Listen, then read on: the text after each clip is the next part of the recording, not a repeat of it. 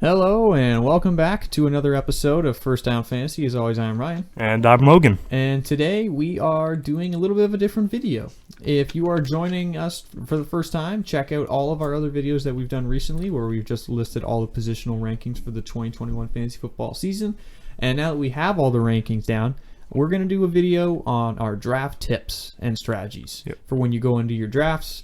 What's the thing you should probably be looking at when you're picking players and when you should pick players and whatnot. So Logan and I are just going to get a little bit of we're going to pick our brains a little bit and we're going to give you what we look for, what we do normally. And hopefully with these tips and strategies, you'll be able to build a championship team. Logan can attest to it. He's a 3-time fantasy football champion in our league, and I am one of the losers to one of his championship teams. And ever since I started playing fantasy football, I have been near the top of the finishes. So I'm not saying I'm very good, but I'm saying I've had a lot of consistency. So I'm hoping that if you're listening, you can do the same thing as well. And I will start off with a tip this is kind of one of the big things I've learned about when I started playing fantasy football is when you are starting your draft, it is very important to get running backs early if you can, especially if you were drafting at the top of the draft. If you're drafting top 5, you'll be lucky enough to get one of those big time options like a Christian McCaffrey, Dalvin Cook, like Kamara, one of those guys. But it's also important that if you get a secondary option like a Joe Mixon, that if you get one of those options, you have 2 really good running backs.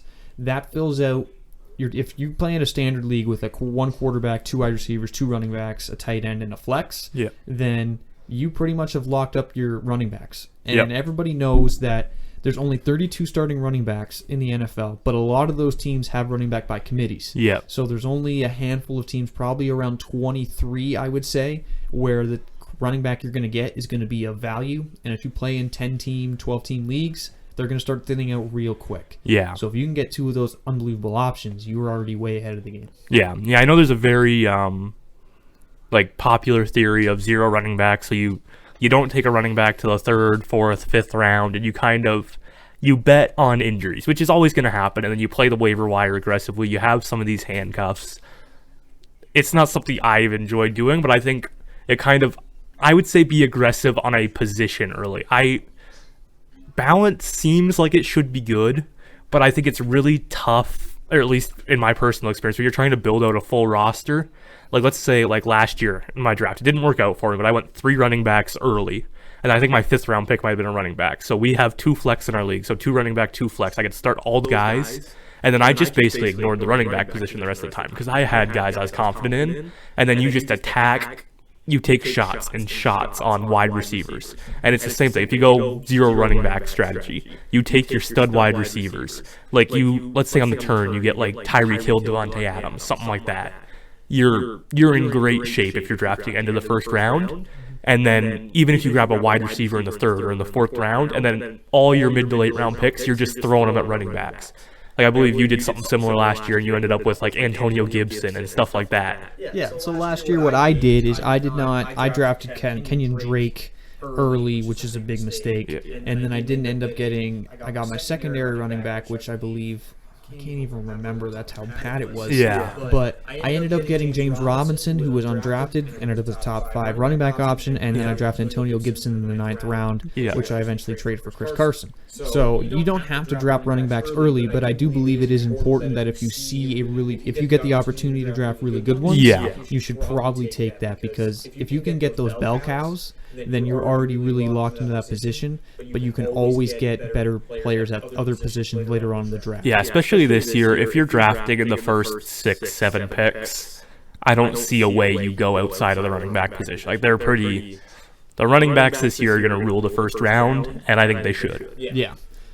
Because, for instance, like, what I have right now, we are in a keeper league. We have 3 keepers on the team at the end of the year. I have 3 wide receivers kept, which is Devontae Adams, Keenan Allen, Allen Robinson. Logan has 3 running back keepers with Clyde Edwards-Helaire, J.K. Dobbins, and Jonathan Taylor. So we have 2 completely different strategies. But when we go into our drafts next Sunday, actually, if you're listening to this video, it will be on Sunday, then we have 2 different strategies, but he's got the running backs locked down early, and I got the wide receivers locked down early. So we don't have to worry about targeting that position anymore until later on in the draft. It gives you a lot more ammunition to attack a position you need, and then get you're going to miss on some picks, but you're going to hit, and some of those guys are going to blow up and be great for you. And another thing is like wide receivers, you can get later on. You can get really good ones later on. Justin Jefferson wasn't really drafted in a lot of leagues. You could get him. Yeah. T. Higgins was really good last year. You could get him really late. Yeah. C.D. Lamb, really good. You got him late. You don't have to pick these guys early, but running backs, once the top 20 running backs go, you're banking on injuries. Yeah. And if you're banking on injuries, it's going to be a rough go for the first couple weeks, and that's really important in your fantasy league, because if you're out of it in the first 5 weeks, your season could be at risk, and you might be out of it early. Yeah. And this kind of goes in with the next thing I want to talk about. If you have kickers in your league, don't draft a kicker. I have never drafted a kicker.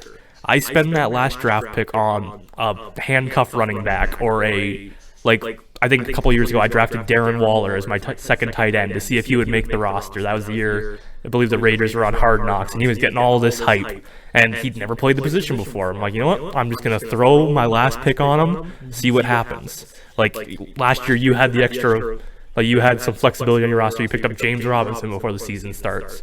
I think a couple of years ago, it was the year Lev Bell held out. Yep. James Conner, someone dropped him before the season starts. Someone else picks him up because they just have that open roster spot, right? Yep. You can kicker. There's no predicting kickers. So And let me just double down that. Don't draft kickers or defenses, because they're all, unless you're getting a top tier defense, which is still iffy, don't draft them, because like Logan's already mentioned, you can pick them up later and have flexibility before the season starts. Yeah, defenses, unless you have one of the top 3 or 4 defenses in the league, you're likely streaming them anyways. So Yeah, unless you have the Ravens defense or the Rams defense, you're streaming defenses all year. You won't have the same defense. yeah, I usually pick a defense in the 15th round. Like, that's where I usually go for it, because I'm picking up someone to start week 1 who has a good matchup, and you're going from there. And Like, that's an important thing. Make sure when you pick a defense, don't just pick a defense just to pick one. No. Make sure you check their first 5 weeks, 3-week schedule, because I know there's a few teams that have, like, I don't remember who it was, but they have, like, the Jets and the Broncos and someone else in week 3. They have a very easy early start,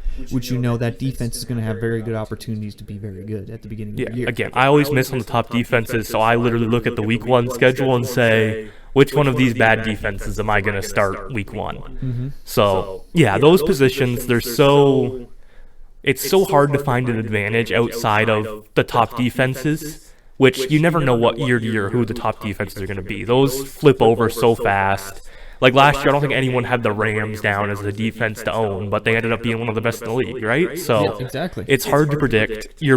I personally believe you're better off waiting until the end of the draft to take a shot on one of those. And one other big tip is do not draft quarterbacks early.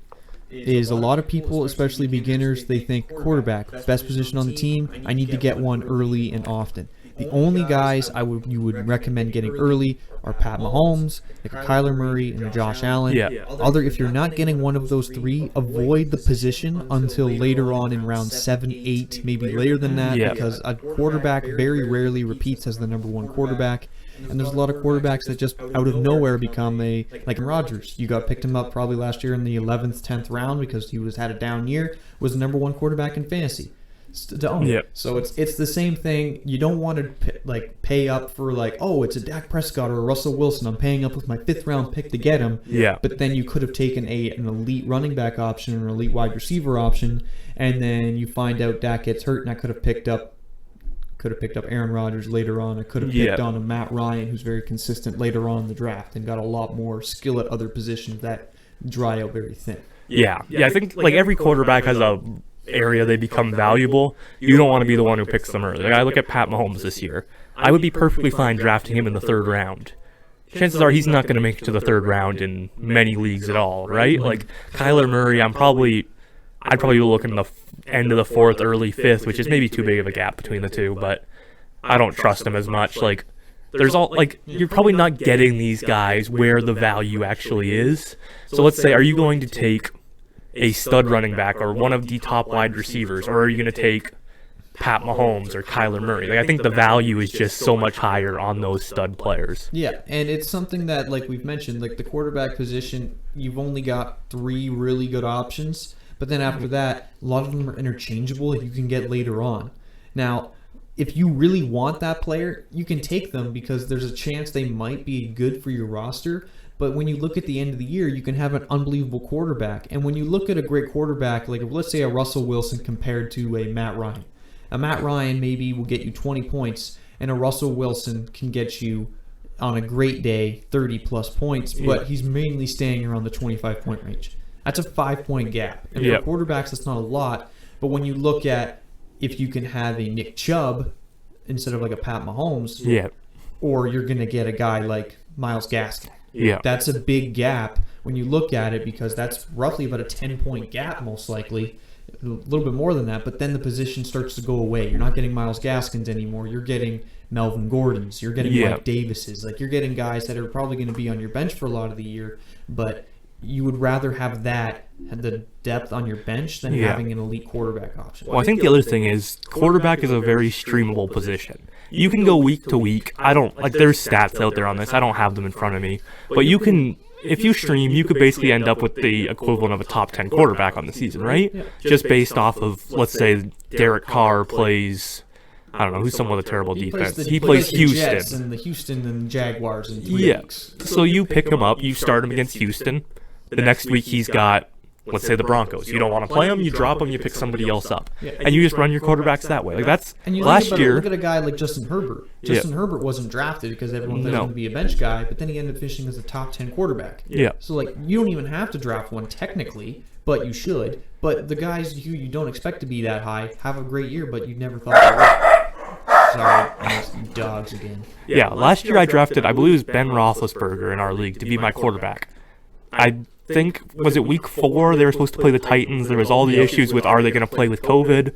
Dropped him. I think I had Cam Newton for a week or two, something like that. And then I ran Herbert. Like, it was a highly productive QB season for me, and I put in like an 11th or a 12th round pick. Like, that's a position, again, it's not always going to work out. You're going to have weeks that you just get absolutely sewered playing it that way. But I think overall in the season, at least for my money, it works. I prefer it. And to give you my, like, what happened to me is I drafted Dak Prescott. I really liked him. I drafted him, I believe, in the 6th round last year, maybe the 5th round. But then he played 5 games, broke his ankle. We all know it. And he was out for the rest of the year. So I started guys like Ryan Tannehill, who dropped me like 12 points one week and kind of screwed my week. I was playing guys like Derek Carr's, Carson Wentz's. And then I eventually made a trade with Logan, actually, for Justin Herbert to play with the rest of the year because I just wanted that stability of a good quarterback. But I paid up for a quarterback. When I look back at it, it probably would have been better off for me to draft a better positional player, and then I could have drafted a good quarterback later on. The thing with quarterbacks is if you happen to have the quarterback one, they're going to be greater than what you drafted them as, which is where the appeal is in drafting these high-end quarterbacks. But the majority of them are not returning value. Like, it's just, on a whole, the position does not return draft day value on the high guys. So again, if you took Lamar Jackson a few years ago, he was unbelievable. If you took Pat Mahomes, he was unbelievable. I mean, both those years, those guys were late-round QBs. But even if you took them in the 3rd round, they would have more than returned value on their MVP seasons.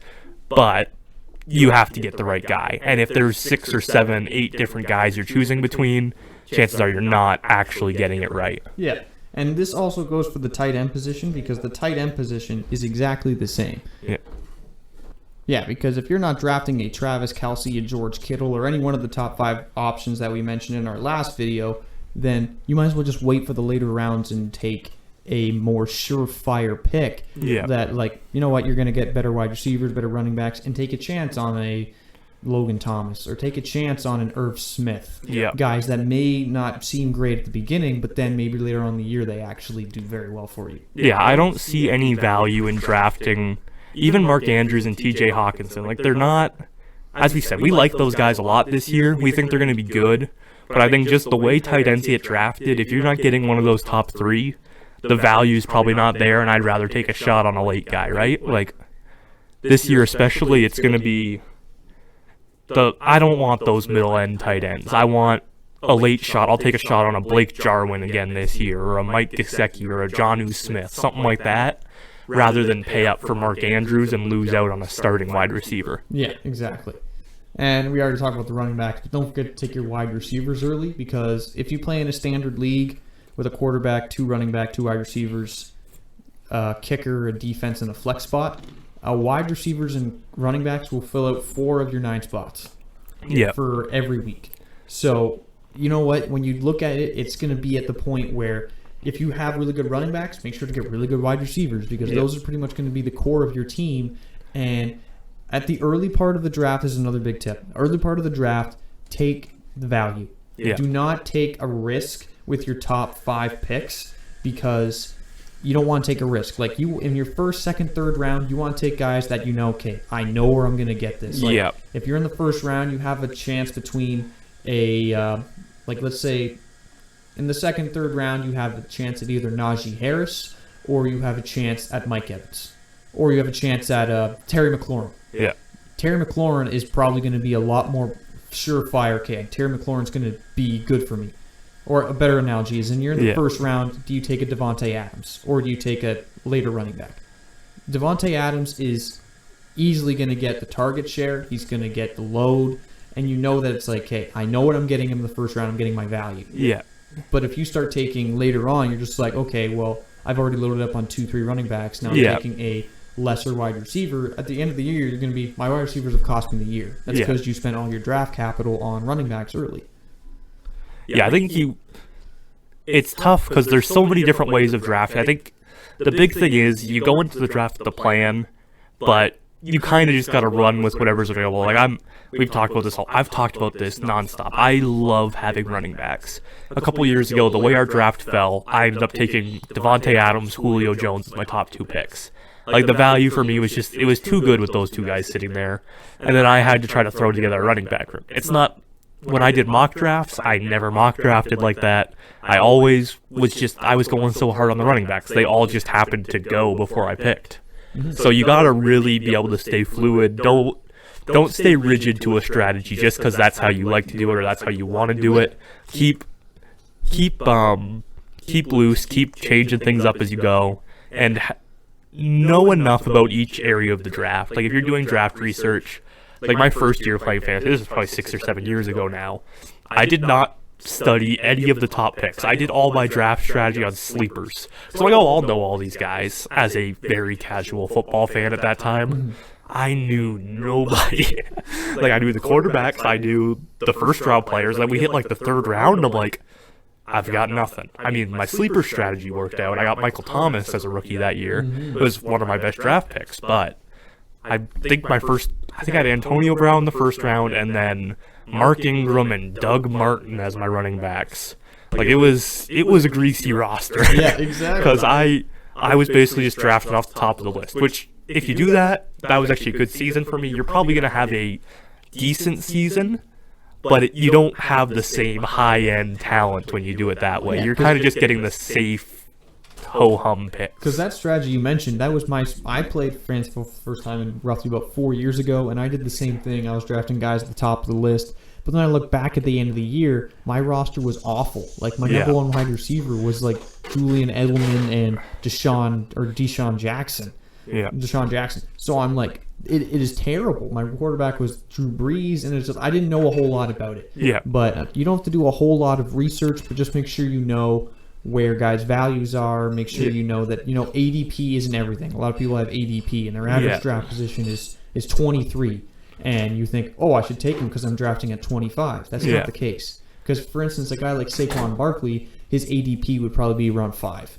Yeah. Would I take him at 5? Probably not. I'd rather take a better option that I know, because Saquon could get hurt again. Yeah. I'd rather take Saquon later in like the end of the first round if I had the opportunity to. I know I won't be able to because someone's going to they're going to get Saquon at 7. But that's another thing. And I think another big tip is the roster you draft will not be the roster you finish the season with. Not even close. So don't be at the end of the draft being, oh no, I've lost because I had a terrible draft, or I don't like my draft like 3 nights after it. You have a really good friend, which is called the waiver wire. Yeah. And then you will pick you up some great options. I picked up James Robinson. My running backs looked awful. I picked up a top 5 running back off the waiver wire who was undrafted. Yep. I picked up wide receivers in the previous year. I picked up Terry McLaurin and DJ Chark, were both top 30 wide receivers. I picked up off the waiver wire. The waiver wire is where you will find all the best players that you didn't know existed, and then they just show up and help your team win a championship. Yeah, this is not a draft tip, but especially early in the season, if a young player has a great game week 1 or week 2, be aggressive on them. That's one of the big things when I look back is kind of my biggest issue I have with fantasy football. Like I see the rookie wide receiver has a great game early, and I'm just like, I'll wait and see if they're that good before I really invest in them. And then someone else is obviously going to pick them up, and then if they're breaking out that early as a rookie or as a second-year player, it's because they're talented. It means they're a good player. So be aggressive on those guys. They're not all going to work out, but enough guys work out every year, you're probably going to be successful just attacking those young players. Yeah, absolutely. And do you have any other things you want to mention? Nope. No, I think that's about it. I don't really have anything else. The only other thing maybe I'd bring up is, just make sure to have fun. Fantasy football is just meant to be playing with a bunch of buddies and just whatnot.